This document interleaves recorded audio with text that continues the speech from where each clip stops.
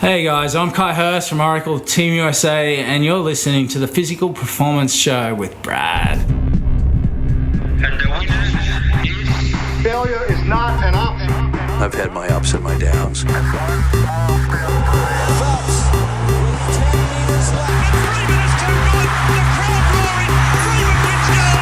I think it's an absolutely breakthrough experience. Welcome to the Physical Performance Show, the show designed to inspire the pursuit of your physical best performance.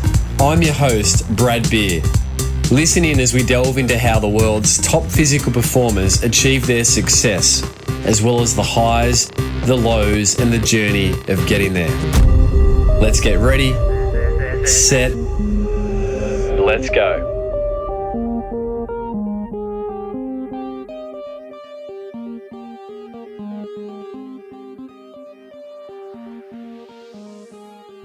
Listeners, welcome to 2017. Welcome back to the Physical Performance Show. I trust you had a great Christmas period and also New Year period seeing in 2017. And the New Year is always a great chance to reset, recalibrate, and get ready to tackle another 365 days of adventure on this great planet. Certainly this year, the Physical Performance Show, really looking forward to sharing some fun things, some great guests with you. Like I mentioned in closing out 2016, I've been so appreciative of everybody's support, the listenership for the show, seeing the program featured in iTunes top 10 for health and fitness has been a real buzz for me, and getting messages from you, the listeners, on social media in different formats to say how much you're enjoying the program. Guys, I really appreciate that. That feedback. It means the world. It certainly is the fuel to keep going with the program. So thank you. Reviews have been flooding through actually over the Christmas period, and I just wanted to share a few and say thank you to these listeners in particular. JJ Hoyle, who gave the program 5 stars. Fantastic podcast, Brad. I get so much motivation listening to this podcast. Love hearing the athletes' stories, their diversities, and determination to succeed. Keep them coming. Going for a run now. JJ Hoyle, thank you very much for dropping that review. Melina Slow dropped a review, 5 stars. Great mix of content, informative, inspiring, and often surprising. Love the way the discussion ranges from achievements, preparation, and more personal aspects. And then JD from Australia, world-class inspiration, 5 stars. I recently found your podcast via Eloise Wellings' Instagram, and I've been working my way through your interviews ever since. This is a world-class elite athlete inspiration for all. I feel fitter already. Guys, JD from Australia, thank you very much. And for those that are yet to drop a review, if you could take the time or make the time there to leave one over on iTunes, just click on the ratings and review tab. That means the world to me and certainly helps the program become more visible for people to enjoy, just like yourselves. This year, we have got some really fun things in store. Got some great guests lined up across a multitude of sports and different physical achievements, and we're going to hear from very well-known names through to inspiring athletes who are setting world records in masters athletics, a whole bunch. The Christmas break's been great. I'm refreshed and ready to go, and really excited today to share with you an athlete that I've long admired right through from my junior years as a triathlete. This gentleman was always on the radar as someone that caught my attention. We're talking about Ky Hurst, and Ky has been one of the rare athletes who has spanned a professional sporting career across 3 sports. Ky's biography is not a small one, but by way of introducing Ky, Ky started off in the sport of Ironman, surf lifesaving, where he accomplished 4 Australian Ironman titles. He also has won 10 surf races, that's the swim component, in isolation at the Australian Ironman Championships. Ky also picked up the Uncle Toby's series as a 17-year-old to become the youngest ever win an outright Ironman series. So many Australian listeners will know Ky. simultaneously had an Australian representative career in open water swimming. Ky trialled for the 2000 and 2004 Olympics for the 1500 metres, and actually Ky mentions on the program today the rivalry that he had with one of Australia's great icons, Grant Hackett, in the pool over the 1500 metre distance. So Ky missed out on both Sydney and Athens. However, Ky did get berths for Beijing 2008 and London, where Ky competed in the 10K open water event, finishing 11th in Beijing and then 20th in London. But then the next chapter in Ky's sporting career entails Ky this year vying as part of Team Oracle USA for the America's Cup. And so on the show today, Ky shares how an elite Ironman, surf lifesaving Ironman, found his way into this world of elite sailing at the highest level. As Ky puts it, it's the Formula One on water. So guys, you're in for a real treat throughout this interview. I had the rare opportunity to catch Ky in the flesh when he was back here on the Gold Coast, enjoying his Christmas break before he jets back to Bermuda in just a few days' time to resume what's going to be very much heavy and frantic preparations for the America's Cup campaign. So guys, let's jump straight in. Here's Ky Hurst. Mate, I want to start with something a little bit different out of the blocks, and that's what's something that scares Ky Hurst? Irukandjis. I just read in the paper today that they seem to be making their way south, which isn't great.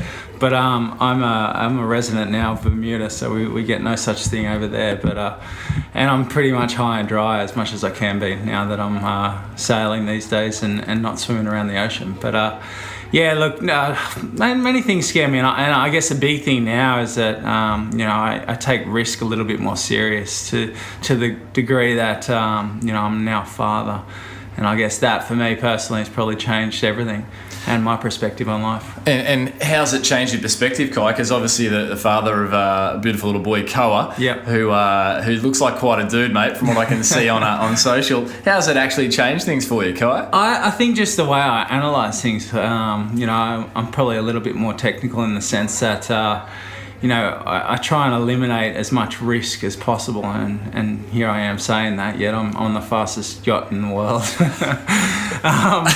Yeah. Being a bit of a hypocrite there, but I guess it's one of those things where I want to make sure that I can go home at the end of the day and see him, and that's always on the back of my mind. And is that in contrast to maybe pre-fatherhood years where you didn't count the cost of risk? Yeah, absolutely. I guess pre-fatherhood, I probably, I didn't really care. I'd go out in any kind of conditions in the surf and the ocean. I'd do almost anything in the ocean that, and it was basically risk at the end of the day that made life so much more exciting for me. There's been multiple times where I've been in situations where, I didn't think I was either going to come up from the water or... But here I am today. I did come up, and I would have done it again and kept repeating. But this day and age is a little bit different. And again, I'm a little bit older and probably more responsible. So I'll hold a head on the shoulders, so to speak. The broad shoulders. I mean, Ky, you mentioned the fastest yacht in the world. You're part now of Team Oracle, gunning for I believe is 35th America's Cup. What speeds do you guys hit? I've seen some social media footage and it looks like you're absolutely moving. Yeah, it's one thing to see it on the screen, but it's another thing to actually be there and visually see it live. We're hitting speeds of in excess of high 30s knots. I think I've hit 47.2 knots on the boat, but it really comes back to our foils at the end of the day.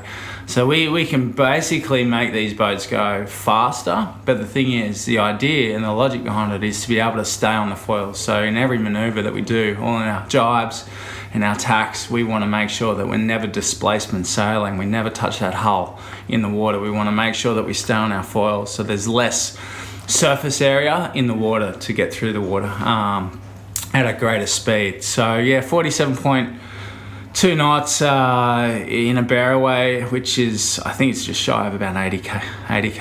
on the water. And you mentioned, minimising risk. There must be some hairy moments, though, on the ocean when you're moving at those speeds. Oh, absolutely. We push these boats to their absolute breaking point, actually to the point where we do break things. Our shore crew are constantly frustrated at us because we are pushing us so hard, but we have to. At the end of the day, we want to make sure that we're still and we retain being the number one team in the world. And we've got a lot of people. Team New Zealand look fantastic on the water. BAR, so Ben Ainsley Racing, the British team, look great. Artemis look fantastic, and we also do a lot of stuff on the water with Team Japan, SoftBank. So it's not making things easy. Watching these guys and. In sailing sense, in sailing terms, foiling is a whole new world. It hasn't been around for that long. We're seeing a lot more, toys on the water starting to foil. And I think foiling from a sailing perspective has been around for maybe 10 years max. So it's relatively new, and so we're forever learning, and we're always testing. We're always testing things. So not only the systems on board, everything that you see on board, everything that moves takes oil pressure, and we can discuss that a little bit later. But the dagger boards, so trying to refine the dagger boards. So our foils that sit on the water, they're constantly moving. So we've got buttons on board. So Jimmy Spithill, our skipper, is constantly pushing buttons, and that takes oil pressure. And it's always refining and trying to get the right ride height.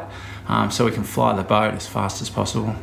And Ky, for the uninitiated in terms of the sailing world, which I certainly am, I mentioned before we threw on this call recording that I was making a quick phone call to one of the previous guests here on the show, Matt Belcher, from the 470 class. Yep. Can you, in a nutshell, the Australian sporting public's obviously very aware of your open water swimming, career with your dual Olympic representations, also your dominance, through your Ironman career, your surf swimming. Ky, for the uninitiated, can you sort of, in the easiest way possible, give us a bit of an insight into, what the races are like, these craft, what's the size, the dimensions of these? Just give us a bit of an insight from a beginner's level into this elite level of sailing. Yeah. So basically, it's endless, but basically, we train in a 45. So the World Series event is a 45. It's called a 45F. It also foils, but it's far slower, and it's very, the setup on board are a lot more pulley systems and top hand winches. Where our 45S that we train in is a replica of our 50 that is being built and will be finished in February, mid-Feb. She should be on the water. So basically, what happens there is that there's two pedestals on board. So positions 1, which I'm position 1, position 2. So we control position 1 manages oil consumption on the boat. So we have 3 accumulator pressures, 3 accumulators that look after the port and the starboard side for the dagger boards, and also pitch control. So when you see the wing twist, our foils move, everything that sort of Jimmy is pushing controls all the pitches. So the rake and the can on the dagger board, so we can get the right angle in the water. So we're turning the handles constantly. So I'm always monitoring. I've got a screen in front of me that gives me a readout, computer readout. I run through 6 different gears. So every gear does a different function for a different thing. So if we're jibing, for instance, and we're doing a board down, I'll pick a certain gear so we can push enough accumulator pressure, so enough oil through the accumulator, through the lines on board, so it can power that board, for a drop. Same thing with the board up, takes oil pressure. To can it, to rake it all takes oil pressure. That takes turning of those handles. Position 2, we pretty much work together. He also controls the jib. Not only just does he control the board functions for the dagger boards down and up, the rake and the cant movement. There's a whole series of stuff that we work together on. We're constantly in communication with positions 3 and 4 and 5 and 6, but we're always communicating. So predominantly position 3 looks after the wing. So they'll always be grinding the wing on. So that's a traditional winch that they're grinding. And then position 4 is our tactician, also grinds. So he's basically a tactician. Tom Slingsby is the guy that is making all the critical decisions on the water. So our race is roughly 20-25 minutes of racing, and so he's making critical decisions and relaying that not only to us in front, but mainly to Jimmy. So he's always in the right position at the right time. So he can see stuff. He's got to position himself so he can see stuff that Jimmy can't see behind the wheel. Position 5 is the wing trimmer.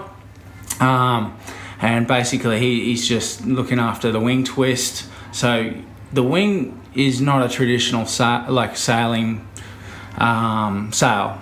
It's more like an aeroplane wing, tipped on its side or straight up vertical.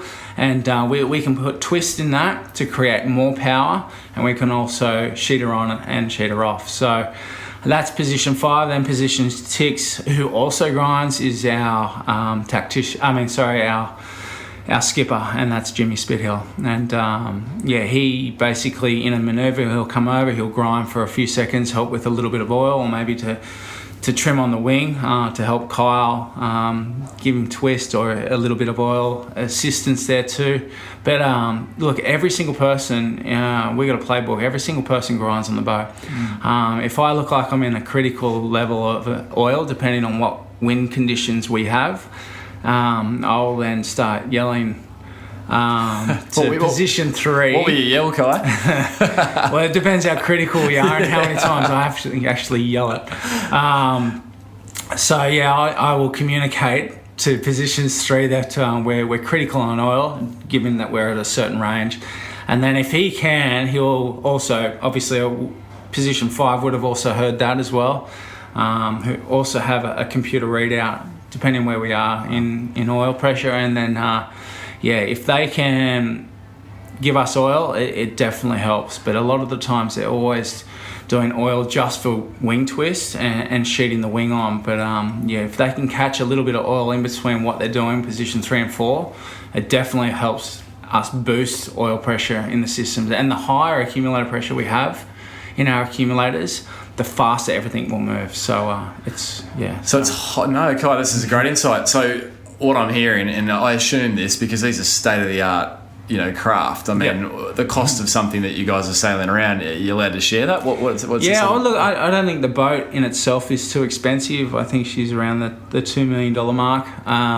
But where it becomes expensive is our systems on board. Yeah. And then our dagger boards. They range from anywhere from 150 grand right through to, I think we got one dagger board there that we broke. It was almost 400 grand. So it's just sitting there. So and dagger board, is that the control? Dagger board, that's the foil that is in the water. So you see the foils that's in the bow of the boat or halfway up. They're the foils that drop in and we can bring them back up. And that's what controls a lot of our speed. Right. To fly the boat. So, I mean, not only is it incredibly complex and great synergy needed throughout the guys on the craft, I mean, also you guys look incredibly fit. I mean, you're sitting here today, and I've observed your career over, the better part of probably 20 years. I recall when I was a junior triathlete, Ky, you just won your first Uncle Toby series at the age of, I think, 17. I remember getting the triathlon mags, and here's Ky in his yellow singlet. So you look exceptionally fit. I mean, I read that you commented somewhere, Ky, that the team approach is one of the most, if not the most professional approach to sport you've seen. Is that? Oh, absolutely. It's quite incredible in the sense that, I think this campaign alone is going to cost Oracle, 100 million. So it's a lot of money within Oracle Team USA just to obtain an America's Cup. And the amount of money that we're pouring out as a team is far less than I think a couple of the other teams. But look, as far as the fitness goes, it's completely different. I've stepped back here. It's been a year since I've been back in Australia. Unfortunately, I call home Bermuda these days, and with no intentions of coming back, which is quite sad to look at. But it is what it is. The new career, and I've set up the family quite nicely in Bermuda, and for me to step back into my old life has been a big shock to the system. So, I class myself as fit, but and then you've got Ironman fitness too. So I think I made a passing comment this morning. It's really interesting is that you've got so many different sports, and I think triathlon is another sport that can really relate to having different disciplines and being good at every single one of those disciplines. And Ironman racing is no different.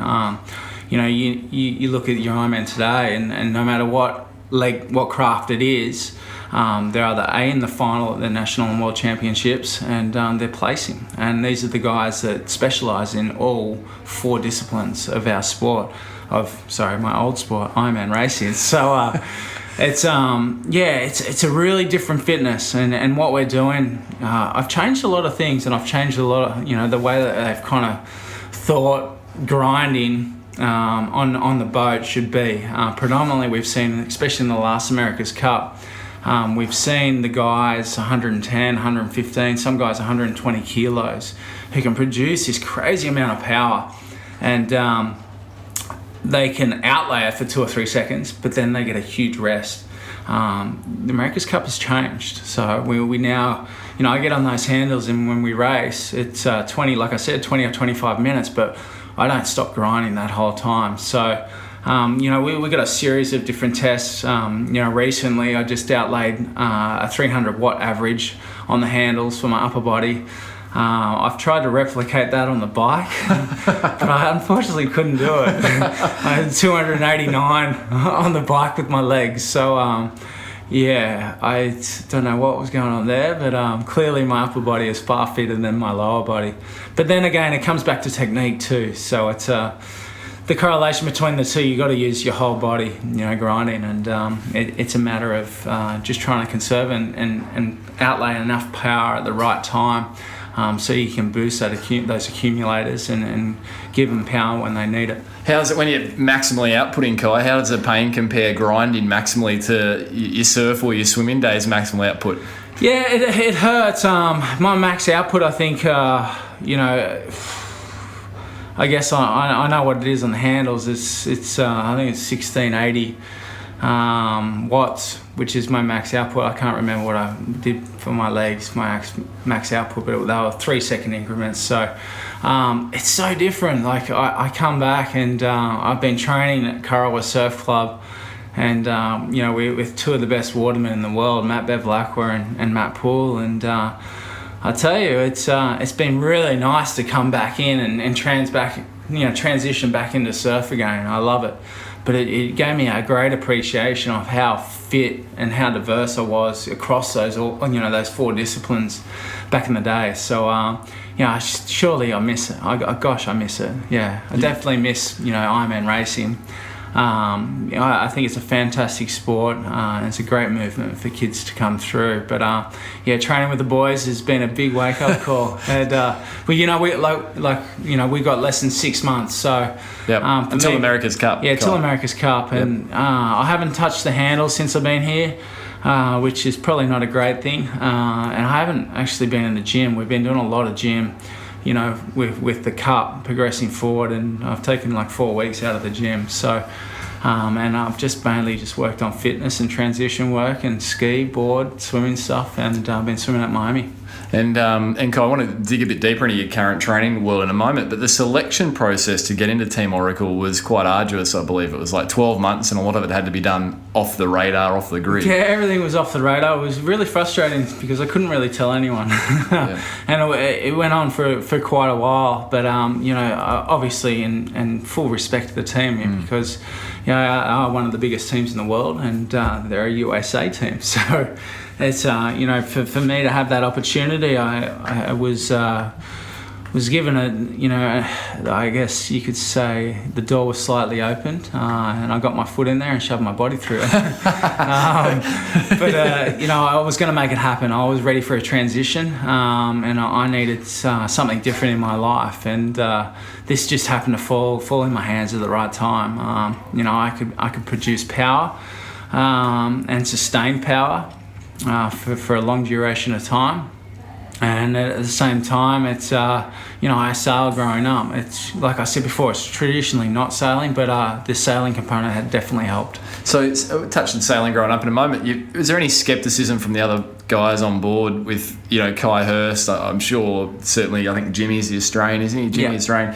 Obviously would have known him. I'm not Dual sure. citizen, yeah. The other guys. But was there any skepticism about, here's Ky Hurst, Ironman, open water swimmer, Olympian, come in to do this. We've been at it for decades. What's this guy going to be able to do? Was there any of that, or was that? I think so. I think I remember the first time I went over, and I felt like a fish out of water, so to speak. But it was one of those things where, I don't know, a lot of the guys were relatively new on the team, all bar me. So there's 14 sailors, 13 sailors, well, 14 now. But all of the guys on the team were world-class sailors. All had world championship medals. All of them, came from a massive sailing background, except for me. So I thought there was going to be a lot of tension within the team to some degree. But it was funny, like as soon as I stepped in, they made me feel welcome. They made me feel like I was a part of it already without me actually being told that you're a part of this team. I spent several weeks, getting along with the boys, and I think that's what they wanted too at the end of the day. It wasn't just the amount of power I could put out, but they also wanted to see the camaraderie between myself and the team and how I got along with the guys. Because I guess the biggest question mark at the end of the day was I come from an individual sport, so I'm not doing it for anyone except for myself. And this is, you kind of going into battle, and you're going into battle to protect the guy next to you. And that's kind of like the way it is, and that's how that's how they see it too. Is that all 14 of us, we hang out together. Yep. When we're not in massive training block, we'll go have a beer together. Yep. It's fantastic. So you must enjoy, as you say, coming from years of relatively lonely work at times individually, multi-sport in particular. Yep. And obviously time in the water or the pool. That camaraderie it must just be quite a different. Can you put words around the feeling of success with a team versus the feeling of success individually? Oh look, we finished second in the World Series just recently in the Louis Vuitton Cup, and it was fantastic. But the America's Cup is just a different kettle of fish, and it's shaping up to be, bigger than I could have ever imagined. And to be able to share it with these guys and the journey that we've shared together, we've shed a lot of blood, sweat and tears over the last year and a half, 2 years, and it's only going to get better. We're forming a very good bond, a healthy bond, and I've always said from day one, ever since I was a young kid, the biggest teams and the best teams are those tight teams. Yeah. At the end of the day, they're the guys that seem to be able to get along and know each other inside out, and that's definitely Oracle Team USA, and I think we're really lucky. I haven't had an insight of the other guys and their teams individually.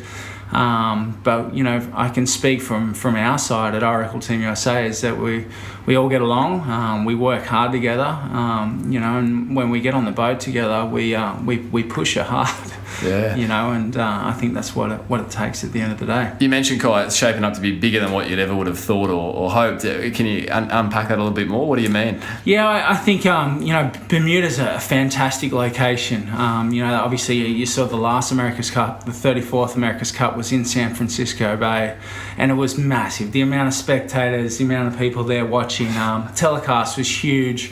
I think we're in Bermuda for several reasons. One of those reasons being television rights to Europe and also the USA. But she's 22 miles long, Bermuda. It's not a massive location. I think there's something like 4.5, maybe 5,000 beds on the island, which isn't a lot either. So to house them, I've been told recently that there's something like 60 mega yachts that are booked just for Bermuda. And I think they're going to have to cater for a lot of people on the water. Bermuda's a funny one. If you know it or you don't know it, we're racing not in open water, we're racing in the sound, so it's quite protected to a lot of sense. So we don't have a lot of ground swell. We actually get no ground swell in there. It's all wind swell if it's blown from the northeast. So it's quite a tight course, and I think it's going to make things very interesting.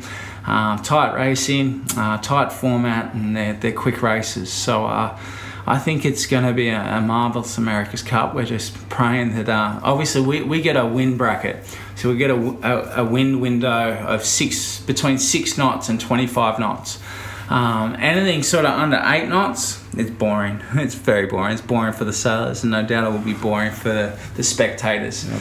And once she starts blowing upwards of 9, 10, 11 knots, for instance, the other week, she was blowing about 12 knots, and we were doing 3 times the wind speed. Wow. Downwind.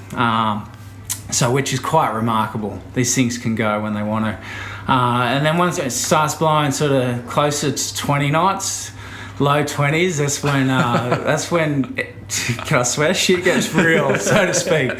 That's when you need your game face on, and you need to be, you need to know what you're doing, because when we do a bit of a stuff, we do a bow down, we crash these boats and they come off the foils, we're travelling at such a high speed, and then these boats pull up. I've been in one capsize already, and it wasn't very nice.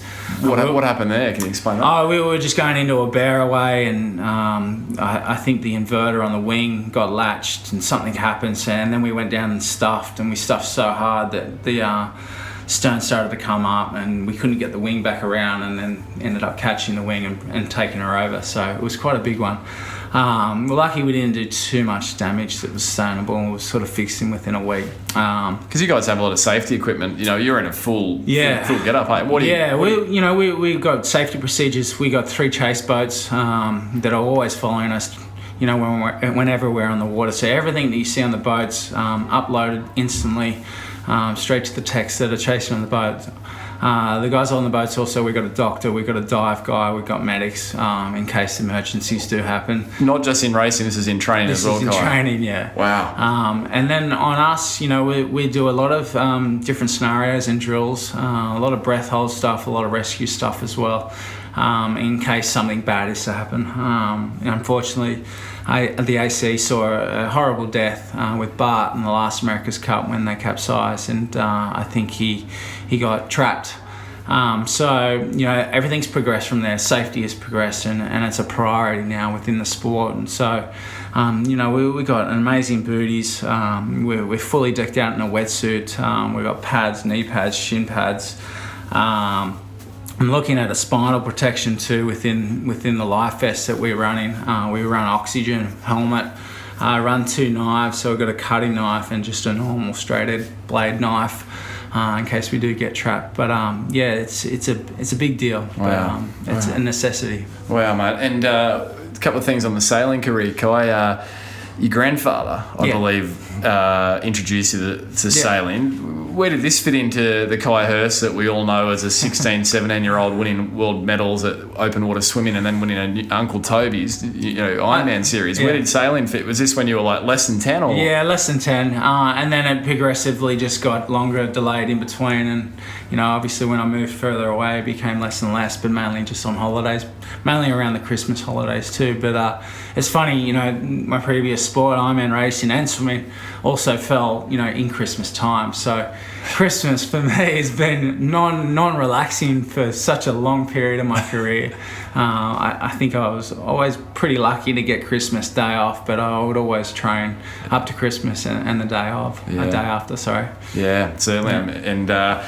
And Ky, getting started in the sailing career, I mean, Australians see professional athletes transition to other sports, semi-regularly these days. Obviously we see it in the football codes, etc. Yeah. Not all the time successfully. What would you need to achieve for you to say you've had a successful transition? I think I've done it, whether we win or lose the America's Cup. For me to be a part of Oracle Team USA is, I feel so privileged and honoured to be a part of a team that's so amazingly big, but have achieved so much in the past. It's, the Cup's 160 years old. It's the longest standing Cup, longer than the Olympic Games. So it's one of those things. There's a lot of history, a lot of tradition in the America's Cup, and if I was to make a move from my previous sport into a new sport, I don't really think I could have gone anywhere else and made a bigger step and a bigger transition. So like I said, I feel really blessed have had that opportunity and made that transition and be a part of a team now that I'm helping change too, in the sense that because I've brought a different perspective from a different sport. I'm not the first to have done it before in the past with the America's Cup.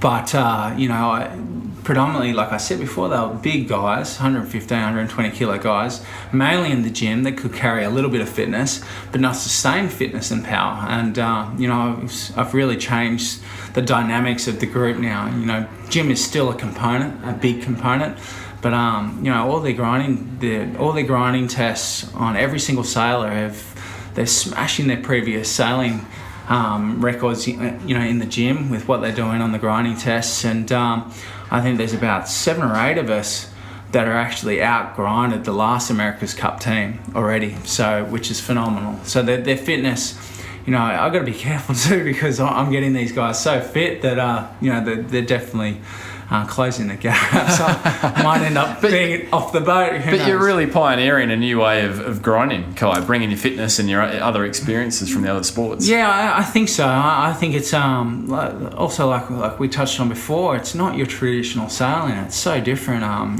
Just the area that I work on, you wouldn't see on any other boat, any other traditional boat. So, sailing's like Formula One now. It's, the amount of technology that goes into these things is just remarkable. I still see it. We'll sail 3, 4, sometimes 5 hours a day on the water. We'll come in the water, we'll pack the boat up, we crane her out, we take the wing off, we put the wing in the wing shed, we take the boat and we put her away. Then we do a bit of a systems debrief. We've got a debrief that follows that. Usually runs for about an hour. We run through everything that we ran through on the water, what we did good, what didn't work, what we might have broken and how can we fix that, etc., etc. That lasts at least an hour. Then we break off into our different sections and we debrief on our sections for at least another half an hour, depending on what we're talking about, what topics we need to bring up. But it's a different world, and there's a lot of times where I'll sit in the meetings, and I've been there for a long time, and I'm always ears, I always listen, but there's still a lot of things, especially on the systems department side, that just go straight up my head. I've got no idea. We get a lot of people from the Formula One world that come over. Airbus, for instance, is one of our major sponsors. And they're constantly flying to Bermuda to work with the shore team. Wow. I mean, you're not short on big sponsors, Red Bull, and you must have some cool things you're doing there. Yeah. Oh, look, we're very lucky.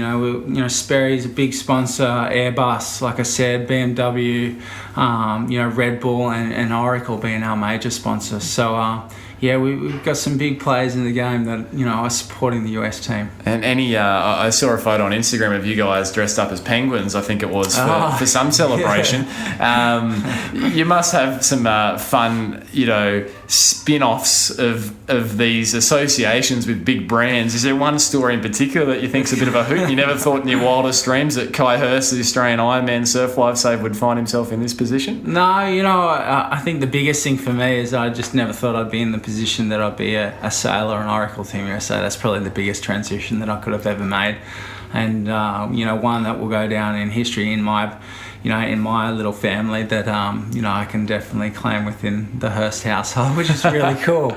And that's probably as far as it's ever going to go. Yeah, the whole penguin thing was we had a team building weekend in New York, but that was almost well over a year ago now, and we've been meaning to do another team building weekend, but we all hang out with each other anyway, so that's been axed, and like as we've got less than 6 months, so it's getting serious, and this last month, I guess the last 3 weeks I've been here in Australia has really given me a stepping stone forward for what I need with my fitness moving back to Bermuda. Yeah, terrific. Ky, just on sailing, bringing the sailing chapter into a close here, it got started, I believe, off the back of a conversation with the Prince of Bahrain's brother swimming across one of the Gulfs, I believe. Can you share with listeners the story of how it first even emerged as a potential for you? It's a long story, but I'll try and shorten it. Yeah, I had a phone call literally a week before this was all about to unfold, and it was from a guy in Sydney, and he's called me up and he said, "Oh, look, Prince of Bahrain has requested to get you over to help his brother swim from Saudi Arabia back to Bahrain. I was like, oh yes, well, yeah, good one. Obviously that's kind of a prank call you'd hear from maybe CFM, right? Yeah. But it was one of those things. I was like, yeah, just send it through. Sure. I had nothing going on at that time, so it was would have worked in perfect if it was real. But it ended up being real. So he sent it through and he goes, your flights are booked and everything was looked after, which was, incredible. And I was like, oh, okay, fantastic. So I ended up flying to Bahrain and, one of those in the group that helped the prince's brother across from Saudi Arabia back to Bahrain. There was some sailing guys that I had already known. And I just expressed interest, as you do, boys, just talk, have a couple of drinks. And I just said, look, I'd love to get back on a boat, and if there's an opportunity at any stage for me to, give a bit of power and, whatever the racing is, even if it's a twilight race down at Southport, the local sailing club, it'd be a fantastic opportunity. I'd never thought it would progress from that. Anyway, I hadn't heard anything back for quite a while, and I had a call from a good friend of mine in Sydney that was also on this trip, and he goes, oh, look, Tom Slingsby's back in town. Do you know who he is? I said, yeah, of course. Olympic gold medalist, sailing guru, etc., etc. 34th America's Cup. He was grinder on board. He goes, yeah, he wants to meet you. I was like, what for? It's like, yeah, remember what we spoke about with that sailing opportunity? And he goes, there could be a possibility there that they might be looking for someone. I was like, oh, wow, okay. So of course, I got on the plane straight away. I flew to Sydney. I met with Tom. He basically said straight up, well, we're not really looking for a grinder. We're not looking for any more sailors. We're pretty much locked in. I was like, oh, yeah, okay. It's great to meet you anyway. And he goes, but I want to, let's just chat. So we sat and had lunch for a couple of hours, got along really well. And he goes, oh, do you want to head to the gym? There's a couple of pedestals in the gym. I just want to see your form and see how, what kind of power you can output, and how you look technically. And I was like, yeah, all right. So I can't remember the last time I had ever grinded. Anyway, so I got on and I just tried to mirror image Tom, and so he was stepping up the levels and I would step up the levels. So I was just matching him on everything. So anyway, that progressed, and he goes, oh, look, it was fantastic meeting you. I'll keep in touch and I'll let you know if anything progresses down the track. So fantastic, it was great. And then he called me up literally 30 minutes later. He goes, can you go meet Jimmy Spithill? I was like, you're joking. So yeah, he's in town. I'm like, of course, I'll go meet Jimmy Spithill. You kidding me? Skipper of Oracle Team USA. One of the best match racers in the world for sailing. So I was like, yep. I went and met Jimmy. Got along really well. Months and months went past and I didn't hear anything, and I'm not one to, go, hey, so, where are we? I'm not going to call him up out of the blue and just, see how things progressed. So I just waited, and eventually got a phone call, said, Tom called me up and said, hey, can you come to Bermuda for a trial period? And I was like, well, yeah, everything's lined up. I just finished the Ironman season, so yeah, look, this time of the year I can head over there. And at that stage, I couldn't tell anyone, so I had to keep this pretty quiet. So flew to Bermuda. Even family, I didn't tell.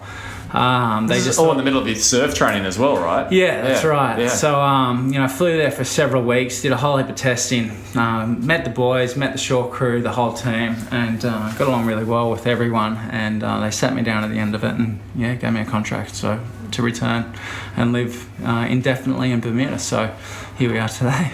Mate, what a story. And I believe there was a few of the previous guests on the podcast on that now fateful in a good way, positive way, attempt for the Prince's brother swimming the Gulf, Nick Gates and Matt Rogers. That's right. I've actually seen a few photos and it looks like quite a trip. So mate, it was remarkable. I've seen and been lucky enough to train with some gutsy people in my life, but that was one of the gutsiest, ballsiest efforts I've ever seen. I can't recall. I think it might have taken him 42 hours. I think it was 42 hours. It's something remarkable. And I remember looking at him in the first few kilometres, because we were rotating, so I'd get in and swim with him every now and then, just to keep him company. And he had a wetsuit on, and he was literally just floating. And he was just putting his arm over, one in front of the other. This is a Prince's brother. This is Prince's brother. And the 5Ks in, I was just like, the boys were like, oh, how do you think he looks? And I just said, he looks like death. And he's 5 kilometres in. We're like 2 hours in. How many Ks was this crossing? I was, might have been 35 kilometres or something. Yeah, maybe it's like a an little bit English channel longer. crossing. Like an English channel crossing. And I was like, there's no way this guy's going to get across. But he just absolute guts. Kept going. Guts. Yeah, I couldn't believe his discipline. He just got stronger and stronger and stronger as he progressively made the crossing back to his home country in Bahrain. And it spoke volumes on how much dedication and how strong-minded this man was. Yeah, wow. I believe there was some sea snakes or something floating around, wasn't there, with all the oil? No, the water was pretty good. Yeah. I thought, it was quite nice to swim in. It wasn't too cold. It was quite comfortable. So this is a fable that's emerged from the from the trip. Boys being boys, right? That's right. Ky, mate, performance round. Some quick fire answers about your training. Sure. What's your... And you can answer these from the context of either your current professional sporting life or your previous lives, open water swimming or surf. What's your favourite training session? Oh, definitely Ironman training this morning. Training session. Oh, gosh, it's so hard because sailing is so cool. Being on the boats and when we have a good day on the water, it's just amazing when everything lines up and links up and we stay on our foils and the oil flows nicely and we work collectively as a team. You can't beat that feeling. My past life with my Ironman racing, Ironman transitions, again, when you're fit and you're on cue and you can do your transitions quick and get into the water and not be gassed, that felt awesome too. So most disliked training session, Ky? Running. Any runs or just all running? Just the long ones. Right. When you're fit, when you run fit, it's easy. It's that starting period, like anything really. But running is, I'm a little bit bigger than most of the boys in the Ironman series, so I had to do a little bit more of it, so my transitions could be nice and strong. But always trying to break back into running. Always hurt. Do you do any running now with your sail? Not a lot. A little bit, and we touch on. I run through on a Wednesday morning a transition session of swim runs, and we only do that once a week, and it kills. It hurts so much. But, what about pre-race meal? I mean, what do you guys fuel yourselves with? Really lucky. We got a chef. We got chefs actually. So basically our week progresses of we start out with a training session in the morning. We finish that, we walk over to the base, chefs cook us beautiful breakfast every single day. Mate, you're living the dream. It's quite nice. They look after all our food preparations, breakfast, lunch and snacks and meals. So right. Yeah, I couldn't ask for anything more. Bedtime, morning time, what's your routine like? Is it pretty strict? I mean, obviously. Very strict, yeah. What's it look like? I'm up at 6 o'clock in the morning, training from 6:30 to 8:30, and then we roll into breakfast at 9 o'clock. We breakfast for half an hour. We head into the sheds. We roll out the boat. We get the wing up. We put her in the water. We do a systems check. We get on the water. We sail for 3 to 5 hours. Usually have lunch on the water. We bring her back in. We wash her down. We put her away, and then usually try and eat a snack before the debrief. We debrief and then a systems debrief after that. And then if I can be home by 6, 7 o'clock at night, it's a good day. Wow. So, and I think it's only going to get worse. And then that's how many days a week, Ky? That can range. So we try and aim for 5, but if the wind's favourable on a Saturday and a Sunday, we'll do 7-day weeks. Yeah, wow. So no shortcuts. No. Athlete you most admire and why, Ky? That's a really good question because I had a lot of guys I looked up to when I was younger. And that progressively changed over time. It was the guys that I raced against. It was the guys that I trained against that I admired and I could work with. Guys like Shannon, I completely admire because, I've raced in my whole career. Guys like Zane Holmes, and then guys like, I raced Kieran Perkins and I raced Daniel Kowalski and obviously the old mighty Grant Hackett. Yeah. These are the guys that, inspired me at the end of the day to be able to wake up early in the morning, go training and give my all. And, I think that's the way it sort of progressed later on in life. toughest competitor you've ever raced against? That's a good question. Maybe Grant. I've been racing Grant since I was 12 years old. And he used to just get me all the time. 400 free, 1500, even the 200 backstroke. I think under 12s, he got me by a second at our national championships, and never been able to shake him until 2008. We had our selection trials here in Australia. He pipped me at the line in the 10K open water at our national trials. This is progressively for the Olympic Games. And then we went to the World Championships in Spain, and we raced in Spain, and I got him in Spain. So I ended up, that was my first Olympic Games that I qualified for, and I've had a lot of great memories with a lot of the competitors that I've raced, and none I'll ever forget. But I think Grant's probably been the toughest competitor. But mind you, he was number one in the world for 12 years, world record holder for 12 years. Yeah. Quite an exceptional athlete. Absolutely. So that's a great insight into the rivalry you've had for all those years. Is there a mantra you will use in your sailing world where you're out on the water? Is there something that, you'll be saying to yourself routinely as a bit of a go-to to get you primed up? We just, our energy bounces off each other. It shouldn't matter what environment you're in. You always try and surround yourself with positive people, whether you're a physio like yourself, working in an amazing environment with, people all the time, or whether you're a businessman, in a bank, for instance. It's about the people that you circulate yourself with, and I'm really lucky at Oracle Team USA that we've got great guys around me, that we're always constantly bouncing off each other, and our energy levels are always high. So we get to train really well together, and I can't wait for the cup to come, because I think we're going to be one good old mighty team that we'll back each other. Come on, well, as Aussies, we'll be certainly cheering for the Australians in Team Oracle. That's it. Ky, if you could, this is a bit of a fun question off sport. Sit down with 3 people for dinner. Yeah. Who would they be? Oh gosh. You know what? I think I've been asked this question a couple of times quite a while ago. It's family, mate. I'm a family man. So. Katie and Koa. Yeah, just the whole family. I got a brother in Sydney. And Dane. Yeah, and Dane. Nan and Pop. I'm lucky enough to have my Nan and Pop still around, which has been amazing. And I've got a fantastic mum. Beautiful, mate. Beautiful. Any regrets from surf or open water swimming? Or are those chapters you can close with great satisfaction? Yeah, none. Absolutely no regret there. I was very blessed to have an upbringing through surf and through the swimming movement. I got to travel the world.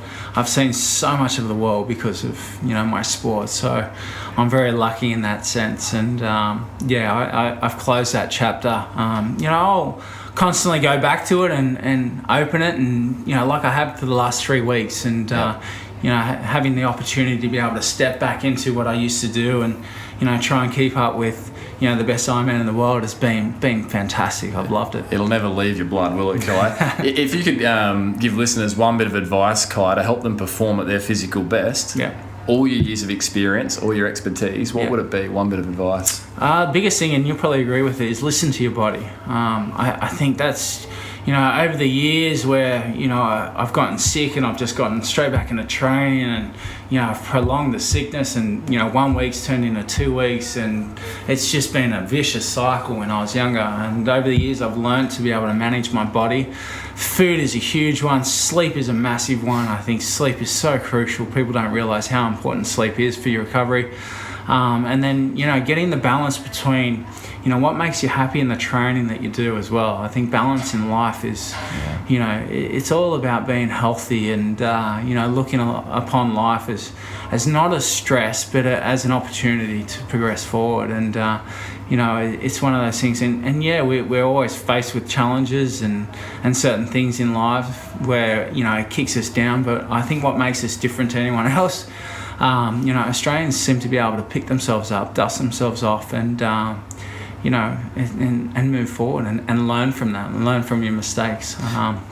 Beautiful. Yeah. Well said, mate. Koa, your 4-year-old, what does he? You mentioned the importance of family. What does he say Daddy does? He knows that I put on my Oracle shirt for the other day for a photo. was actually in the paper today, and he's like, "Daddy, why did you put your work shirt on? Are you going to work?"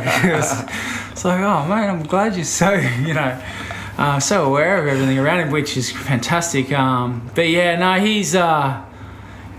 as a father, I want to just portray a positive outlook for him. What he gets into is his choice. I think swimming, every kid needs to learn how to swim, so I'll always make sure that I put my foot down a little bit with that, because I don't want to have to turn my back and not have trust in my kids to be able to swim and have confidence in that. So I need that for my own, well-being as well. But it's his choice, and if I can sort of portray a positive atmosphere for him, so he sees me, always going training and racing, and I want that positive outlook for him to always look upon. So because it's sport's given me so much. It's taught me to grow up. It's taught me goals in life and what I really want from a very young age, and to chase those goals, whether they're short-term or they're long-term goals. So I want that on him. I want him to live a healthy and active lifestyle like I have. Ky, we like to have the guests on the show issue listeners finally a physical challenge for the week.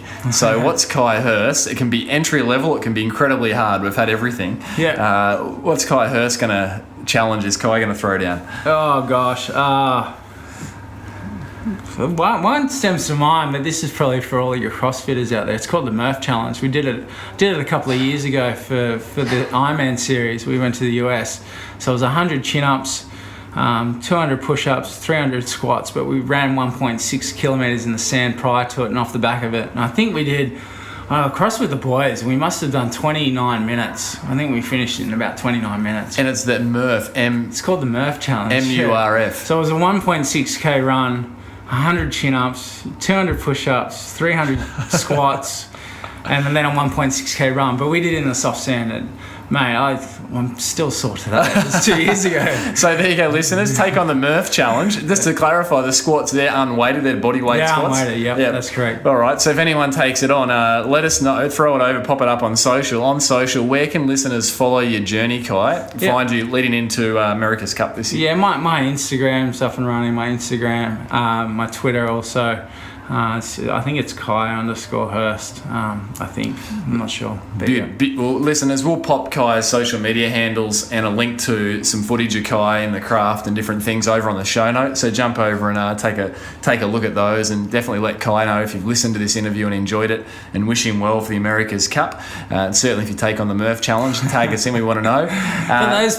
Those beginning, I don't recommend it.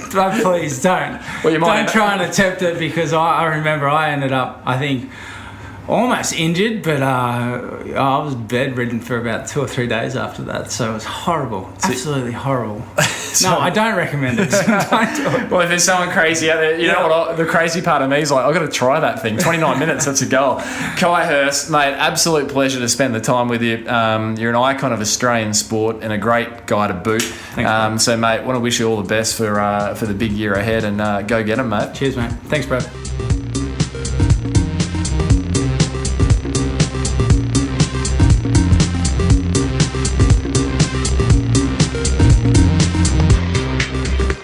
Listeners, I trust you enjoyed this episode of the Physical Performance Show. How about Ky Hurst? What an absolute champion, what an athlete, and what a humble guy too. You really get the sense of the deep humility. If you are crazy or ambitious enough to take on the Murph Challenge, the physical challenge for the week that Ky laid down, do post your time over on social media. At Brad_Beer is where you'll find me on Instagram and also Twitter. Do be sure to jump over to the show notes at pogophysio.com.au, and you could have a look at Ky in action on the water and find all the links for Ky's handles for social media. And if you've enjoyed the program, as I always request, feel free to drop a review, would mean the world, over on iTunes. And coming up in the next episode of the Physical Performance Show, I caught up with an Australian runner who is very much on the rise, Patrick Tiernan. Patrick recently experienced an American great success when he took out the NCAA cross-country championships, becoming, we believe, the second Australian to ever accomplish this. And off the back of that, just 3 weeks later, he picked up the national 10,000 metre track title here in Australia, in Melbourne, at the Zatopek Classic. So Patrick Tiernan, Australian runner on the rise, great young guy who, like Ky, was back for the Christmas break and managed to grab hold of him and pin him down to get behind the scenes of his athletic achievements, the highs and lows and everything in between. So guys, I want to say thanks for your support last year, 2016. 2017 is going to be a bumper year. I hope you're healthy and well. And a big shout out to Daryl Misson, our audio engineer, who makes this program run so smoothly. Guys, look forward to hosting you next episode of the Physical Performance Show. I'm Brad Beer. Until next time, keep pursuing your physical best performance.